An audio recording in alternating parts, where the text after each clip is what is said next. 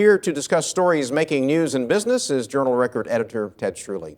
Ted, the Oklahoma Supreme Court has upheld a law changing CompSource Oklahoma into a mutual insurer. What will that mean? Well, essentially, it means that the people who have to buy workers' comp will be insuring one another with a third-party administrator, probably just like your life insurance or fire insurance does. There was a challenge from the Tulsa Stockyard saying that was an unconstitutional way to go about it, but the Supreme Court upheld the law. Negotiations between Midwest Regional Medical Center and Mercy have stalled. What's the latest? Well, they haven't been able to agree to financial terms on a lease, so the Midwest City Hospital will continue under its current management. It looks like it's going to stay that way for a while. The city of Shawnee remains locked in a dispute with a few tribes over tax revenue.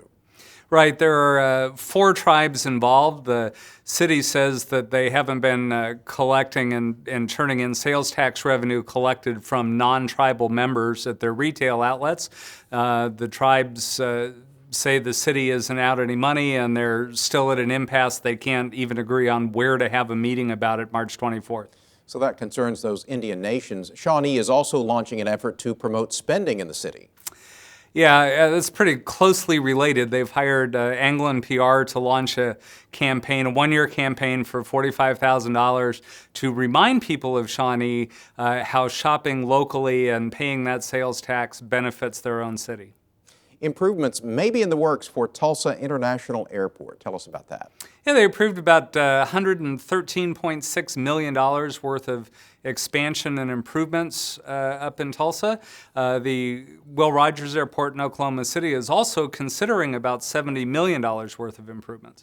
I don't know whether we've been needing this or not, but Oklahoma could soon see its first Kiss-inspired rock and brew restaurant. Well, it could. 2 of the original members of the rock band Kiss, Gene Simmons and one of the others, have started franchising a concept called Rock and Brew.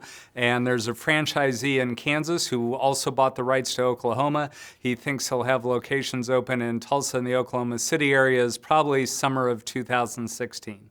And what are you working on for next week? Ranchers and conservationists gathered at the Western Heritage Museum on Friday to discuss water problems throughout the western United States. We were there. We'll have a thorough report in Monday's paper.